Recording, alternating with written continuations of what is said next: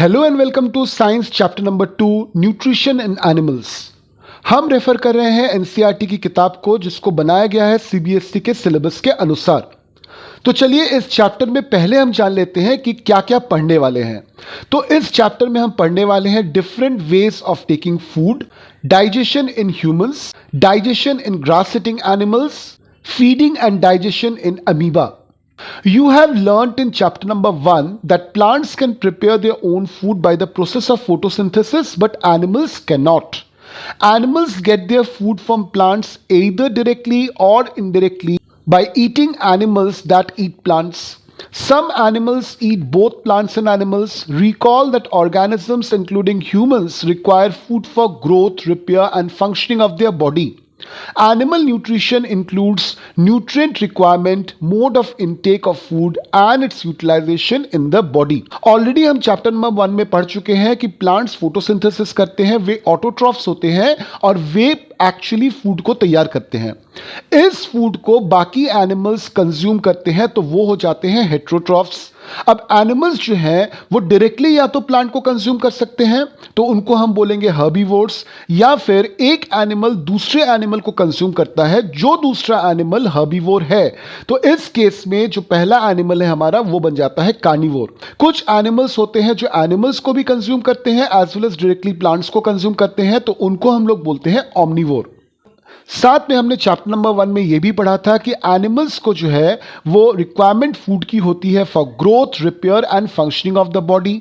और animal nutrition को हमने जब डिफाइन किया था तो हमने उसमें इंक्लूड किया था nutrient requirement, mode of intake of food and the utilization of food in the body. So you have studied in class 6 that food contains many components. Try to recall and list them. तो चलिए हम 6 भाग में food के component को divide कर देते हैं। Carbohydrate, fat, protein, vitamins, minerals, और जो 6th पोर्शन है उसमें आएगा वाटर एंड रफेज। जो पहले 5 हैं उनको हम न्यूट्रिएंट बोलते हैं, वाटर और रफेज को हम न्यूट्रिएंट नहीं बोलते हैं। Components of food such as carbohydrates are complex substances. These complex substances can not be utilized as such, so they are broken down into simpler substances. The breakdown of complex components of food into simple substances is digestion. इस चीज को हमने last chapter में भी पढ़ा था कि जब भी कोई एनिमल फूड को कंज्यूम करता है तो उसमें ज्यादा अमाउंट होता है कार्बोहाइड्रेट का, क्योंकि कार्बोहाइड्रेट ही वो फॉर्म है जिसमें फूड स्टोर करता है प्लांट्स। तो कार्बोहाइड्रेट जो है it's a complex compound. Carbohydrate को हम डायरेक्टली यूज नहीं कर सकते, तो कार्बोहाइड्रेट को एनिमल के शरीर में छोटे छोटे सिंपल सब्सटेंसेस में तोड़ा जाता है जिसको हम बोलते हैं डाइजेशन। तो चलिए अब चले आते हैं different ways of taking food पे। The mode of taking food into the body varies in different organisms. Bees and hummingbirds suck the nectar of the plants. Infants of humans and other animals feed on mother's milk. Snake-like the pythons swallow the animals they prey upon. Some aquatic animals filter tiny food particles floating nearby and feed upon them. तो तरह तरह से animals जो है वो food को consume करते हैं। यहाँ पे बहुत सारे एग्जाम्पल्स दिए हुए हैं, जैसे बीज का एग्जाम्पल दिया हुआ है, हमिंग बर्ड का एग्जाम्पल दिया हुआ है। ये लोग क्या करते हैं कि फूल से जो नेक्टर है, मधु जो है, उसको सक करते हैं। ठीक उसी तरह से जो इन्फेंट्स होते हैं ह्यूमन बींग्स के या फिर बाकी एनिमल्स के, वो अपने मदर मिल्क को फीड करते हैं। साथ में सांप जो है वो पूरा का पूरा एनिमल निकल जाता है, और एक्वाटिक एनिमल्स जो है वो छोटे छोटे फूड पार्टिकल्स जो इधर उधर तैरते रहते हैं उन पे फीड अपॉन करते हैं। अब चले आते हैं एक्टिविटी 2.1 पे। What is the type of food and mode of feeding of the following animals? Write down your observations in the given table. तो चलिए इस टेबल को हम पूरा करते हैं। तो सबसे पहला एनिमल है स्नेल। स्नेल का फूड क्या होता है? ग्रास। और इसका मोड ऑफ फीडिंग क्या होता है? च्यूइंग। यानी स्नेल जब ग्रास को खाता है तो उसको चबा के खाता है। च्यूइंग का मतलब होता है चबाना। एंट का फूड है इंसेक्ट्स, और एंट इंसेक्ट्स को कैसे खाते हैं? खरोंच कर, यानी कि स्क्रैपिंग। Third is eagle. इसका फूड क्या होता है? Small animals. कैसे ईगल फूड को कंज्यूम करता है? Bye capturing and swallowing the animal. अगला है हमिंग बर्ड। इसका फूड क्या होता है? नेक्टर। और हमिंग बर्ड नेक्टर को कैसे कंज्यूम करता है? अभी हमने ऊपर पढ़ा था, बाय सकिंग। अगला है लाइस। लाइस मतलब जो जुएं होते हैं सिर पर, उनका फूड क्या होता है? ब्लड। किस तरह से उस ब्लड को पाते हैं वो? सकिंग। अगला है मॉस्क्यूटो, इसका भी फूड है ब्लड और इसका भी मोड ऑफ फीडिंग है सकिंग। अगला है बटरफ्लाई, इसका फूड है नेक्टर, एकदम हमिंग बर्ड की तरह ही इसका भी जो मोड ऑफ फीडिंग है वो है सकिंग। अगला है हाउस फ्लाई यानी कि घर पे जो मक्खी होती है, इसका फूड क्या होता है? Decaying matter. और किस तरह से अपने फूड को कंज्यूम करते हैं? By sucking. अब एक अमेजिंग फैक्ट दी हुई है, starfish feeds on animals covered by hard shells of calcium carbonate. After opening the shell, the starfish pops out its stomach through its mouth to eat the soft animal inside the shell. The stomach then goes back into the body and the food is slowly digested. आपने starfish जरूर देखा होगा अगर आप किसी सी बीच में गए हैं। तो स्टारफिश क्या करता है कि ये उन एनिमल्स पे फीड अपॉन करता है जिनके हार्ड शेल्स होते हैं, और ये जो शेल्स होते हैं ये बने होते हैं कैल्शियम कार्बोनेट से, जो बहुत ज्यादा सख्त होता है। तो स्टारफिश क्या करता है कि इन शेल्स को ओपन करता है और अंदर जो एनिमल है उस एनिमल को कंज्यूम करता है। कैसे कि स्टारफिश के अंदर जो स्टमक है वो निकल के आता है, इस एनिमल को कैप्चर कर लेता है, वापस से ये स्टमक स्टारफिश के बॉडी में चला जाता है और धीरे धीरे उस स्टमक में इस फूड को डाइजेस्ट कर लेता है स्टारफिश। अब चलिए पढ़ते हैं digestion in human. We take in food through the mouth, digest and utilize it. The unused part of food are defecated. Have you ever wondered what happens to the food inside the body? The food passes through a continuous canal, जो canal आपको figure 2.2 में दिख रहा है, मैं कुछ देर में आपको एक्सप्लेन भी कर दूंगा, which begins at the buccal cavity and ends at the anus. The canal can be divided into various compartments. Number 1 buccal cavity, number 2 food pipe or esophagus, number 3 stomach, number 4 small intestine, number 5 large intestine, ending in the rectum, and number 6 the anus. Is it not a very long path? These parts together form the alimentary canal, या फिर जिसको हम लोग बोलते हैं digestive tract. The food component gradually gets digested as food travels through the various compartments. The inner walls of the stomach and the small intestine and various glands associated with the canal, such as salivary glands, the liver and the pancreas secrete digestive juices. The digestive juices convert complex substances of food into simpler ones. The digestive tract and the associated glands come together, constitute the digestive system. Now let us understand this entire thing. आप ये diagram देख रहे हो, यहाँ पे human digestive system को explain किया हुआ है। ह्यूमन डाइजेस्टिव सिस्टम स्टार्ट होता है बकल कैविटी से, जिसको हम बोलते हैं मुंह। जब हमने खाना खाया तो वो खाना कहाँ जाता है? मुंह के अंदर जाता है। वहां पे हम चबाना शुरू करते हैं उस खाने को। जब हम चबाते हैं तो क्या होता है, ये खाना जो है वो छोटे छोटे सिंपल पीसेस में टूट जाता है। साथ में हमारे मुंह में होता है एक ग्लैंड जिसका नाम है सलाइवरी ग्लैंड। यहां से एक केमिकल निकलता है या फिर एक लिक्विड निकलता है जिसको हम बोलते हैं सलाइवा। सलाइवा इस खाने को अच्छी तरह से मिक्स करता है, इस खाने को छोटे छोटे पार्ट्स में तोड़ने में हेल्प करता है और डाइजेशन का प्रोसेस जो है वो बकल कैविटी से ही स्टार्ट हो जाता है। अब जब आप खाना निगलते हो तो ये खाना कहां पे जाता है? It goes to the next part which is known as oesophagus, जिसको हम फूड पाइप भी कहते हैं। ओसोफेगस के जरिए ये खाना धीरे धीरे पहुंचता है हमारे स्टमक को। अब स्टमक के आसपास देखिए आपको दो ऑर्गन्स मिल जाएंगे, एक है लिवर और एक है पैंक्रियास। लिवर और पैंक्रियास दोनों से डाइजेस्टिव जूसेस निकलती हैं, जो जूसेस स्टमक तक पहुंचती हैं, खाना हजम होना शुरू होता है, यानी कि डाइजेस्ट होना शुरू होता है स्टमक में। स्टमक में भी खाने को छोटे छोटे पीसेस में तोड़ा जाता है और वापस से ये खाना वहां से आगे बढ़ता है इनटू द स्मॉल इंटेस्टाइन। अब इस पोर्शन को हम स्मॉल इंटेस्टाइन इसलिए कहते हैं क्योंकि ये दिखता स्मॉल है, ऐसा नहीं है कि स्मॉल इन लेंथ है। अब स्मॉल इंटेस्टाइन के अंदर फूड जो है वो पूरी तरह से डाइजेस्ट होता है। डाइजेस्ट होने के बाद फूड के जितने भी न्यूट्रिएंट्स हैं, स्टमक और स्मॉल इंटेस्टाइन का जो वॉल है उस वॉल के जरिए एब्जॉर्ब होकर ब्लड में चला जाता है। जो अनडाइजेस्टेड फूड है अब वो मूव करता है towards the large intestine. Large intestine इसलिए इसको लार्ज कहते हैं ऑब्वियसली क्योंकि ये साइज में बड़ा दिखता है। लार्ज इंटेस्टाइन में खाने में वापस जो न्यूट्रिएंट बाकी है, जो वाटर है, सब कुछ एब्जॉर्ब हो जाता है और पूरी तरह से जो अनडाइजेस्टेड फूड मटेरियल है वो चला जाता है एकदम lower portion of large intestine को, जिसको हम लोग बोलते हैं रेक्टम। रेक्टम वो जगह है जहां पे आके अनडाइजेस्टेड फूड जमा होता है। एक पर्टिकुलर टाइम पे जब रेक्टम में बहुत ज्यादा अनडाइजेस्टेड फूड जमा हो जाता है, तब वो फूड जो है हमारे शरीर से बाहर निकल जाता है थ्रू अ स्मॉल ओपनिंग, जिसको हम लोग बोलते हैं एनस। अब जो ये टोटल सिस्टम है जो बकल कैविटी से शुरू होकर एनस पे जाके खत्म हुआ, इसको हम लोग बोलते हैं एलिमेंट्री कनाल या फिर डाइजेस्टिव ट्रैक्ट। अब चलिए पढ़ते हैं इसी चीज को डिटेल में। The mouth and buccal cavity. Food is taken into the body through the mouth. The process of taking food into the body is known as ingestion. We chew the food with the teeth and break it down mechanically into small pieces. Each tooth is rooted in a separate socket in the gums.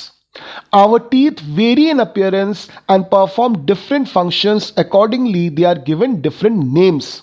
तो जब हम खाना खाते हैं, हमारे मुंह में खाना जाता है, तो खाने को हम मैकेनिकली तोड़ते हैं और तोड़ते किससे हैं? Through our teeth. तो आप अगर देखोगे हमारे टीथ का अरेंजमेंट, तो टीथ बहुत ही अजीब तरह से अरेंज्ड होता है क्योंकि हर एक टीथ का एक खुद का काम होता है। एकदम शुरू की तरफ जो टीथ है इनको हम बोलते हैं इंसेसर। इससे हम क्या करते हैं कि फूड को बाइट करते हैं। अगला जो पेयर ऑफ टीथ है इसको हम लोग बोलते हैं कैनाइन। इससे हम लोग क्या करते हैं? फूड को टीयर करते हैं। अगला जो पोर्शन है उसको हम लोग बोलते हैं premolar.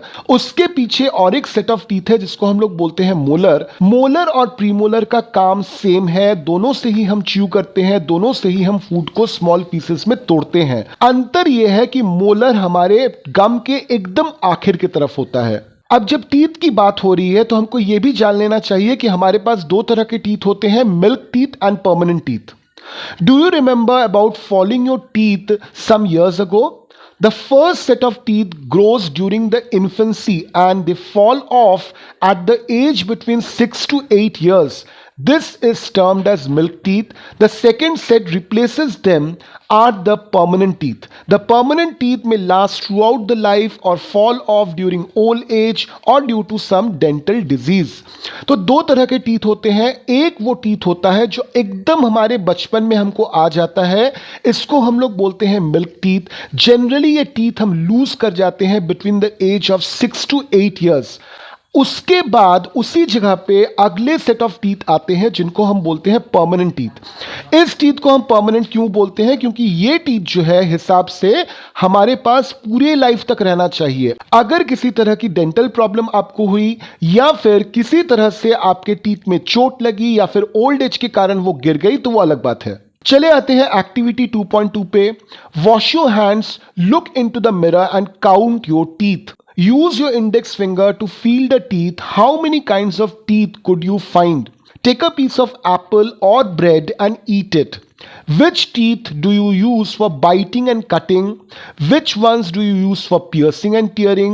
Also find out the ones used for chewing and grinding. तो देखिए इसके हिसाब से हमको टेबल 2.2 फिल अप करना है। कटिंग एंड बाइटिंग टीथ, आपका जो लोअर जॉ है वहां पे आपको इस तरह के टीथ मिल जाएंगे 4, अपर जॉ में 4 यानी कि टोटल 8 टीथ। इनको हम बोलते हैं इंसेसर। पियर्सिंग एंड टीयरिंग टीथ, ये आपको टोटल मिल जाएंगे 4, 2 है लोअर जॉ में, 2 है अपर जॉ में। अगला जो है that is chewing and grinding teeth, ये आपको टोटल मिल जाएंगे 8 प्रीमोलर्स, 12 मोलर्स, यानी कि 8 + 12 विच इज इक्वल्स टू 20। इनमें से 10 टीथ लोअर जॉ में है, अपर जॉ में 10 टीथ हैं।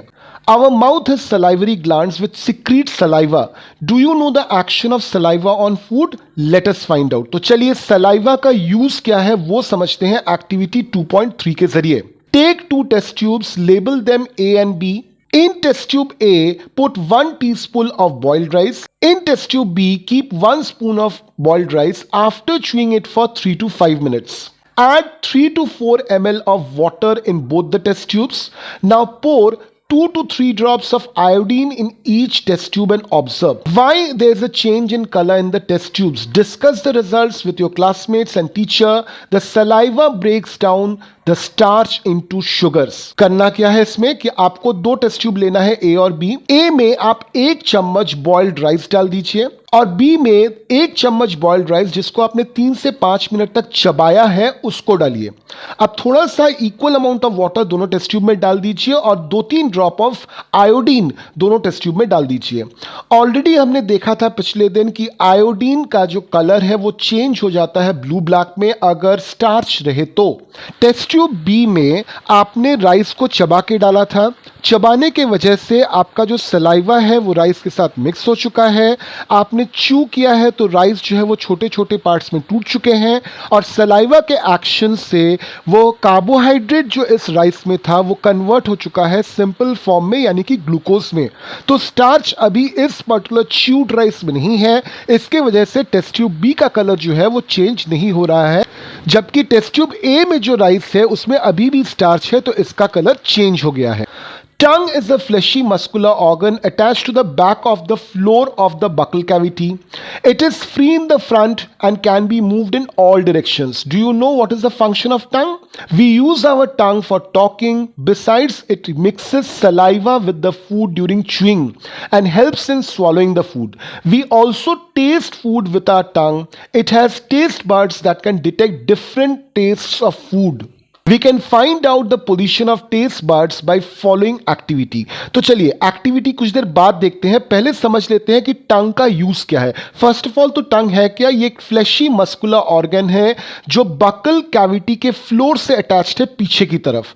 सामने की तरफ टंग जो है वो फ्री टू मूव है, किसी भी डायरेक्शन में मूव कर सकता है. हमको पता है कि टंग के सहारे हम बोल सकते हैं. एट द सेम टाइम टंग जो है ये खाने को रोल करता है जब हम उसको मुंह में रखते हैं. टंग के वजह से सलाइवा प्रॉपर्ली खाने में मिक्स होता है और साथ में टंग के वजह से ही हम खाने को प्रॉपर्ली स्वॉलो कर सकते हैं. अब टंग पे होते हैं छोटे छोटे taste buds.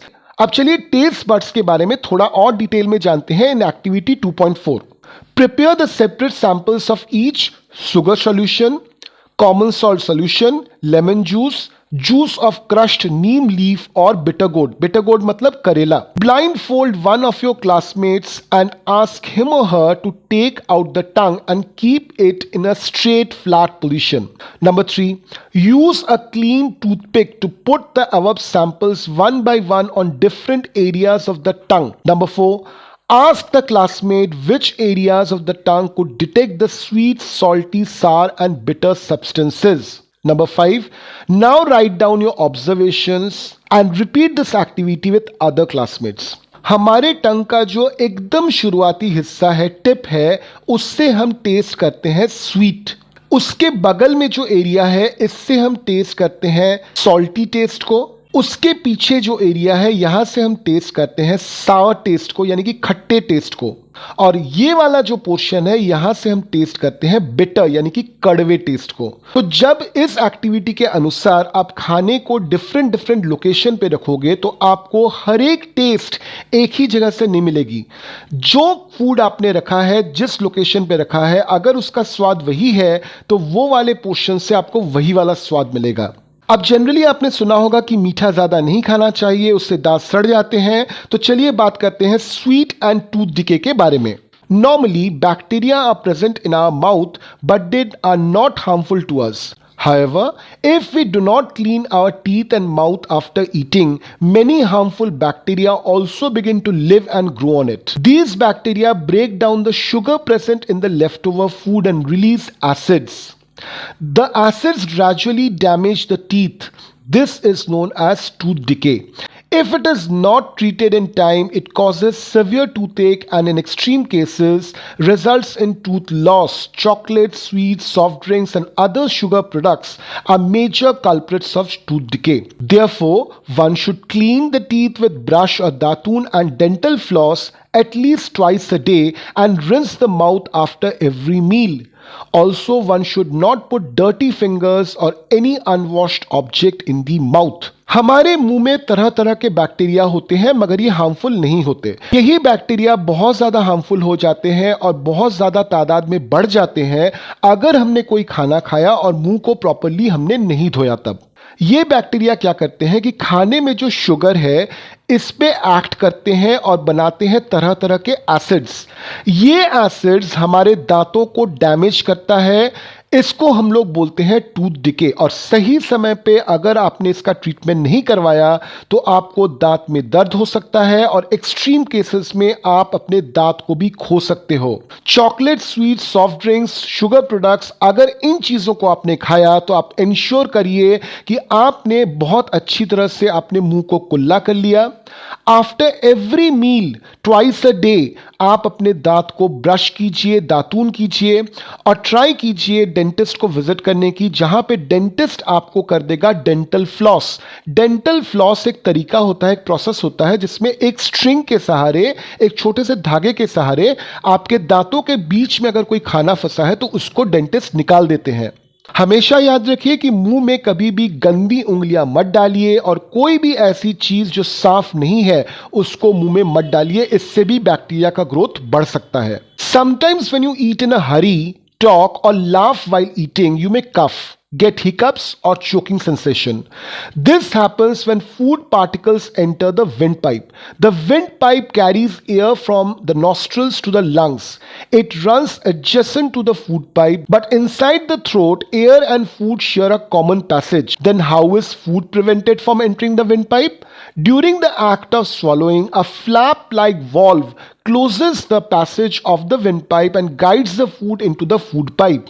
If by chance food particles enter the windpipe, we feel choked, get hiccups and cough. बहुत बारी ऐसा होता है कि आप जल्दबाजी में खाना खा रहे हो या फिर खाना खाते समय बातें कर रहे हो या जोर जोर से हंस रहे हो तो अचानक से आपके गले में खाना फंस जाता है, आपको खांसी होती है, हिचकियां आती हैं और लगता है कि आपकी सांस अटक रही है, जिसको हम लोग बोलते हैं चोकिंग सेंसेशन। ऐसा क्यों होता है? देखिए, हमारे नाक से एक पाइप जाता है हमारे लंग को, जिसको हम बोलते हैं विंड पाइप। ठीक उसी तरह से हमारे गले से या बकल कैविटी से एक पाइप जाता है हमारे स्टमक को, जिसको हम लोग बोलते हैं फूड पाइप। अब ये फूड पाइप और विंड पाइप जो है ये एक ही जगह पे ओपन होते हैं हमारे गले के अंदर। तो जब भी हम खाना खाते हैं, खाना हमारे विंड पाइप में गलती से ना चला जाए, इसलिए क्या होता है कि जब हम खाने को निगलते हैं तो एक छोटी सी वॉल्व बनती है, वो वॉल्व हमारे विंड पाइप को बंद कर देती है, फूड पाइप को ओपन रखती है और खाना जो है हमारे फूड पाइप के जरिए हमारे स्टमक तक पहुंच जाता है। बाई चांस अगर आप खाना खाते समय जल्दबाजी करें, इधर उधर का सोचें, बातें करें या फिर जोर जोर से हंसें तो ये वॉल्व ठीक तरह से काम नहीं करता और मे बी खाने का कुछ पोर्शन आपके विंड पाइप में चला जाता है। जैसे ही खाना विंड पाइप में जाता है आपको खांसी आती है, हिचकियां आती हैं और साथ में आपको चोकिंग सेंसेशन महसूस होती है। अब चलिए बात करते हैं फूड पाइप या फिर ओसोफेगस की। The swallowed food passes into the food pipe or esophagus. The food pipe runs through the neck and the chest. Food is pushed down by the movement of the wall of the food pipe. Actually, this movement takes place throughout the alimentary canal and pushes the food downwards. At times, the food is not accepted by your stomach and is vomited out. Recall instances when you vomited after eating and think of the reason for it. Discuss with your parents and teacher. तो food pipe क्या है? ये वो pipe है जो हमारे throat से शुरू होती है या फिर बकल कैविटी से शुरू होती है और डायरेक्टली हमारे स्टमक तक जाती है। इसका काम होता है खाने को बकल कैविटी से स्टमक तक ले जाना। जब ये खाना ऊपर से नीचे उतरता है तो कैसे उतरता है? एक मस्कुलर कॉन्ट्रैक्शन और रिलैक्सेशन का प्रोसेस होता है जिसके जरिए खाना ऊपर से नीचे की तरफ जाता है। जब आपको उल्टियां होती हैं तो ये जो कॉन्ट्रैक्शन और रिलैक्सेशन का डायरेक्शन है ये रिवर्स हो जाता है। अब बात करते हैं स्टमक की। The stomach is a thick walled bag. Its shape is like the flattened J and it is widest part of the alimentary canal. It receives food from the food pipe at one end and opens into the small intestine at the other. The inner lining of the stomach secretes mucus, hydrochloric acid, digestive juices. The mucus protects the lining of the stomach. The acid kills many bacteria that enter along with the food and makes the medium of the stomach acidic and helps the digestive juices to act. The digestive juices breaks down the proteins into smaller substances. तो ये stomach जिसको हम पेट कहते हैं ये आखिर है क्या? It is a thick walled bag. ये फ्लैटेंड जे की तरह दिखता है. एलिमेंट्री कनाल का ये सबसे चौड़ा, सबसे वाइडेस्ट पार्ट है. इस स्टमक में खाना जो आता है वो फूड पाइप के जरिए आता है और स्टमक से खाना जो निकलता है वो निकलता है स्मॉल इंटेस्टाइन को. अब स्टमक के अंदर तीन चीजें सिक्रीट होती हैं. एक तो है म्यूकस. म्यूकस का काम होता है स्टमक के इनर लाइनिंग को प्रोटेक्ट करना. अगला जो है that is hydrochloric acid. Hydrochloric acid का काम होता है खाने में जितने भी बैक्टीरिया हैं उन बैक्टीरिया को मार डालना. साथ में इस स्टमक के अंदर का जो एनवायरमेंट है उस एनवायरमेंट को एसिडिक बना देना. अब ये एसिडिक बनना क्यों जरूरी है? क्योंकि डाइजेस्टिव जूसेस जो है वो इस एसिडिक एनवायरमेंट में ही काम कर सकती हैं. तीसरी चीज जो स्टमक से निकलती है उसको हम लोग बोलते हैं डाइजेस्टिव जूसेस. डाइजेस्टिव जूसेस खाने में प्रेजेंट प्रोटीन को सिंपल सब्सटेंसेस में तोड़ देते हैं. अब चलिए बात करते हैं स्मॉल इंटेस्टाइन की. Small intestine is highly coiled and is about 7.5 meters long. It receives secretions from the liver and pancreas. Besides, its walls also secrete juices. The liver is a reddish brown gland present in the upper part of the abdomen on the right side. It is the largest gland in the body. It secretes bile juice that is stored in a sac called gallbladder. Bile plays an important role in the digestion of fats. Pancreas is a large cream-colored gland located just below the stomach. Pancreatic juice acts on carbohydrates, fats, and proteins and changes them into simple forms. The partly digested food now reaches the lower part of the small intestine, where the intestinal juices complete the digestion of all components of food. The carbohydrates get broken into simple sugars like glucose, fats into fatty acid and glycerol, and proteins into amino acids. तो देखिए small intestine जो है वो stomach के just बाद आता है. Small intestine बोलने में तो स्मॉल है मगर ये एक हाईली कॉइल्ड स्ट्रक्चर है. इस स्ट्रक्चर को अगर आप सीधा करोगे तो इसकी लेंथ करीबन 7.5 meters आएगी. स्मॉल इंटेस्टाइन को तरह तरह के सिक्रीशंस मिलते हैं जो लिवर से और पैंक्रियास से डायरेक्टली आते हैं, प्लस इसके खुद के सिक्रीशंस होते हैं. लिवर एक रेडिश ब्राउन ग्लैंड है जो हमारे अपर पार्ट ऑफ एब्डोमेन में होता है दाहिने तरफ. ये इनफैक्ट सबसे बड़ा ग्लैंड है. लिवर से एक जूस निकलता है जिसको हम लोग बोलते हैं बाइल. लिवर से ये जूस निकल के स्टोर होता है एक छोटे से बैग में जिसको हम लोग बोलते हैं गॉल ब्लडर. ये बाइल बहुत इंपॉर्टेंट है हमारे शरीर में फैट को डाइजेस्ट करने में. पैंक्रियास एक लार्ज क्रीम कलर्ड ग्लैंड है जो लोकेटेड है just below the stomach. Pancreatic juices जो है ये कार्बोहाइड्रेट्स, फैट्स, प्रोटीन्स इन तीनों पे काम करते हैं और साथ में इनको तोड़कर सिंपल फॉर्म्स में ले जाते हैं. जब खाना हमारे स्मॉल इंटेस्टाइन में पहुंचता है तो ये जितने भी तमाम जूसेस हैं इस खाने पे काम करते हैं. कार्बोहाइड्रेट्स टूट जाते हैं सिंपल शुगर्स में लाइक ग्लूकोज, फैट टूट जाता है into fatty acids and glycerol और प्रोटीन्स टूट जाते हैं in amino acids. Absorption in the small intestine. Digested food can now pass into the blood vessels in the wall of the intestine. This process is called as absorption. The inner walls of small intestine have thousands of finger-like outgrowths. These are called villi. Can you guess what the role of villi could be in the intestine? The villi increases the surface area for absorption of digested food. Each villus matlab singular form of villi, has a network of thin and small blood vessels close to its surface. The surface of the villi absorbs the digested food materials. The absorbed nutrients are transported via the blood cells to different organs of the body where they can be used to build complex substances such as the proteins required by the body. This is called assimilation. In cells, glucose breaks down with the help of oxygen into carbon dioxide and water. The energy is released. The food that remains undigested and unabsorbed enters the large intestine. अब देखिए जो खाना small intestine में पहुंचा है, जिसपे bile juice ने, pancreatic juice ने, as well as small intestine के डाइजेस्टिव जूसेस ने काम किया है, उसको छोटे छोटे पीसेस में ब्रेक किया है। अब इस खाने का क्या होता है? इस खाने के साथ अब होता है एब्जॉर्प्शन। सिंपल सब्सटेंसेस में टूटने के बाद न्यूट्रिएंट्स का यूटिलाइजेशन आसान हो जाता है, तो जितने भी न्यूट्रिएंट्स हैं उनको एब्जॉर्ब कर लेता है स्मॉल इंटेस्टाइन का वॉल और उसको पास कर देता है ब्लड स्ट्रीम में। अब स्मॉल इंटेस्टाइन का वॉल इस न्यूट्रिएंट को एब्जॉर्ब करता कैसे है? तो स्मॉल इंटेस्टाइन के इनर वॉल पे छोटे छोटे उंगलियों जैसे स्ट्रक्चर्स बन जाते हैं, जिनको हम बोलते हैं विली। हर एक विली के अंदर रहता है एक network of thin and small blood vessels. Villi का काम होता है स्मॉल इंटेस्टाइन के अंदरूनी हिस्से का सरफेस एरिया बढ़ाना। जितना ज्यादा सरफेस एरिया होगा उतने ही प्रॉपरली न्यूट्रिएंट्स जो है वो फूड से एब्जॉर्ब हो पाएंगे, ब्लड स्ट्रीम को जा सकेंगे। एक बार जब ये न्यूट्रिएंट्स ब्लड स्ट्रीम तक पहुंच जाते हैं तो ब्लड स्ट्रीम उनको पहुंचा देता है हमारे हर एक सेल में।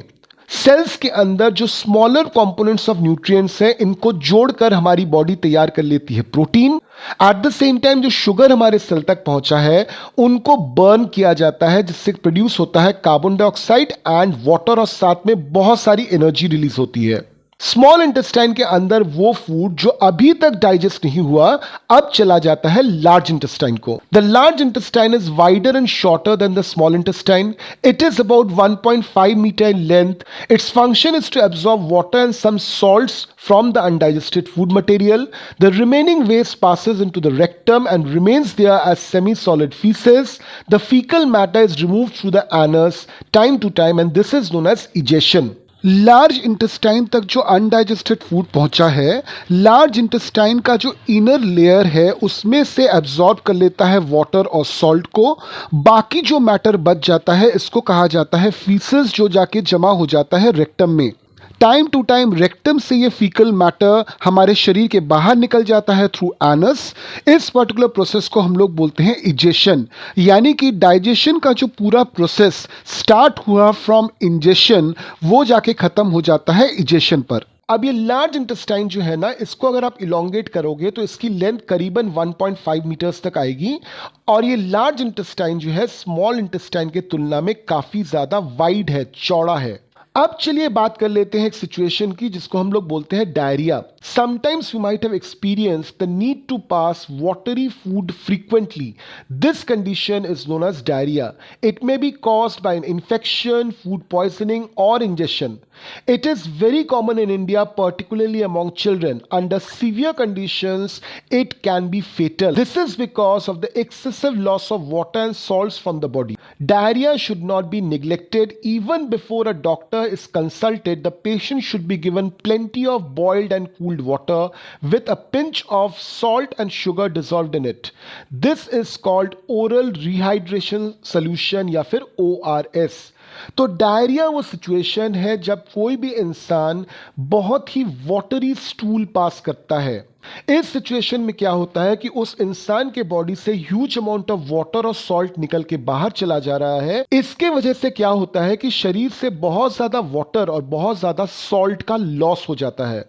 इतने ज्यादा अमाउंट में सॉल्ट और वाटर के लॉस के कारण शरीर जो है वो काफी ज्यादा दुर्बल हो जाता है, वीक हो जाता है। अब डायरिया जो है कभी कभार जानलेवा भी हो सकता है, तो इमीडिएटली आपको डॉक्टर को तो कंसल्ट करना ही है, मगर उसके पहले आप जो कर सकते हो, पेशेंट को इमीडिएटली आप बॉइल्ड एंड कूल्ड वाटर जिसमें थोड़ी सी चीनी और थोड़ी सी नमक आपने मिलाई है, ये आप उसको पिला दीजिए। वाटर उसके बॉडी में जाके वाटर के कंटेंट को इंक्रीज करेगा। सॉल्ट उसको चाहिए क्योंकि सॉल्ट का लॉस हो रहा है उसके बॉडी से। शुगर उस इंसान को चाहिए क्योंकि शुगर मतलब होता है ग्लूकोज, और ग्लूकोज डायरेक्टली हमारे ब्लड स्ट्रीम में जाकर इमीडिएटली इंस्टेंटली हमको एनर्जी प्रोवाइड करती है। ये जो वाटर का सॉल्यूशन है जिसको आपने डायरिया के वक्त यूज किया, जिसमें चीनी और नमक मिली हुई है, इसको हम लोग बोलते हैं ORS या फिर ओरल रिहाइड्रेशन सॉल्यूशन। अब चले आते हैं पार्ट नंबर 3 पर, जहां पे हम बात करेंगे डाइजेशन इन ग्रास ईटिंग एनिमल्स की। Have you observed cows, buffaloes and other grass eating animals chewing continuously even when they are not eating? Actually, they quickly swallow the grass and store it in a part of the stomach called rumen. Here the food gets partially digested and is called cud. But later the cud returns to the mouth in small lumps and the animal chews it. This process is called rumination and these animals are called ruminants. तो होता क्या है कि बहुत समय पे आपने cause, buffaloes या डिफरेंट जो ग्रास ईटिंग एनिमल्स हैं उनको देखा होगा कि वो बहुत जल्दबाजी में खाना खा लेते हैं, ग्रास खा लेते हैं और फिर आराम से बैठ कर कुछ चबाते रहते हैं। तो ये चीज़ है क्या? ये जो एनिमल्स हैं उनको बहुत कम समय मिलता है ग्रास को खाने के लिए, तो ये ग्रास तोड़ते जाते हैं, चबाते जाते हैं, स्वालो करते जाते हैं और ये ग्रास जो है स्टोर हो जाता है उनके स्टमक के एक पर्टिकुलर पोर्शन में जिसको हम लोग बोलते हैं रूमन। रूमन में ये ग्रास जो है ये पार्शियली डाइजेस्ट हो जाता है और डाइजेस्ट होने के बाद उसको हम लोग बोलते हैं कड। जब भी एनिमल को फ्री टाइम मिलता है वो बैठता है, रूमन से इस कड को वापस अपने मुंह तक ले आता है, अब उसको इत्मीनान से चबाता है और स्वॉलो कर लेता है ताकि डाइजेशन कंप्लीट हो पाए। इस तरह के एनिमल्स को हम लोग बोलते हैं रूमिनेंट्स और ये जो एंटायर प्रोसेस है कड च्यूइंग का इसको हम लोग बोलते हैं रूमिनेशन। अब ऐसा करने की जरूरत क्यों पड़ी? Grass is rich in cellulose, a type of carbohydrate. In ruminants like cattle, deer, etc., bacteria present in the rumen helps in digestion of the cellulose. Many animals, including humans, cannot digest cellulose. ये जो घास होती है इसमें carbohydrate होता है जिसको हम लोग बोलते हैं सेलुलोज और सेलुलोज बहुत डिफिकल्ट है डाइजेस्ट करने में। ये एक कॉम्प्लेक्स कार्बोहाइड्रेट है। इस सेलुलोज को डाइजेस्ट करने के लिए एक बैक्टीरिया चाहिए होता है जो बैक्टीरिया इन रूमिनेंट्स के रूमन में होता है। तो जब भी रूमिनेंट किसी भी ग्रास को चबाकर तोड़कर अपने रूमेन तक पहुंचा देता है तो ये बैक्टीरिया इस ग्रास पे काम करता है और इसको पार्शियली डाइजेस्ट करके सिंपल फॉर्म्स में तोड़कर बना देता है कड। अब ये जो बैक्टीरिया है ये हमारे आपके पास नहीं है, इसलिए हम ह्यूमंस कभी भी सेलुलोज को डाइजेस्ट नहीं कर पाते। Animals like horses, rabbits, etc. have large sac-like structure called cecum present in the esophagus and small intestine. The cellulose of the food is digested here by the action of certain bacteria which is not present in humans. अब horses में या फिर rabbits में rumen नहीं होता। यहां पे एक छोटा सा सैक लाइक स्ट्रक्चर होता है जिसको हम लोग बोलते हैं सीसम, जो ओसोफेगस और स्मॉल इंटेस्टाइन के बीचों बीच प्रेजेंट रहता है। सेलुलोज को डाइजेस्ट करने के लिए जो बैक्टीरिया है हॉर्स और रैबिट में इस सीसम के अंदर होता है, इसलिए ये भी सेलुलोज को डाइजेस्ट कर पाते हैं मगर हम नहीं।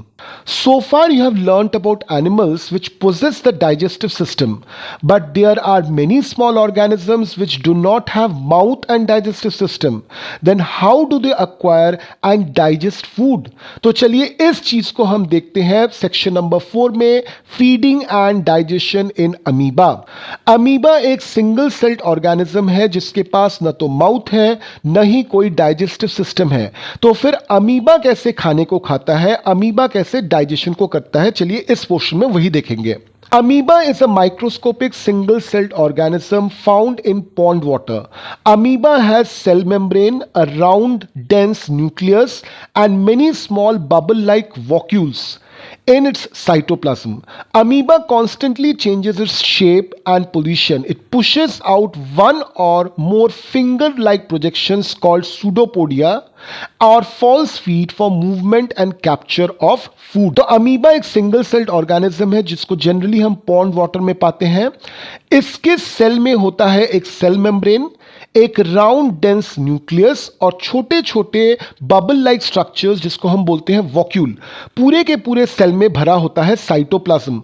अमीबा को जब भी एक जगह से दूसरे जगह पे मूव करनी होती है तो वो अपने साइटोप्लाज्म को थोड़ा सा एक्सटेंड करके एक फिंगर लाइक या फिर एक फॉल्स फूट लाइक स्ट्रक्चर बनाता है जिसको हम बोलते हैं सूडोपोडिया। अब इस सूडोपोडिया के जरिए ही अमीबा मूव भी करता है और फूड को भी कैप्चर करता है। Amoeba feeds on some microscopic organisms. When it senses food, it pushes out pseudopodia around the food particle and engulfs it.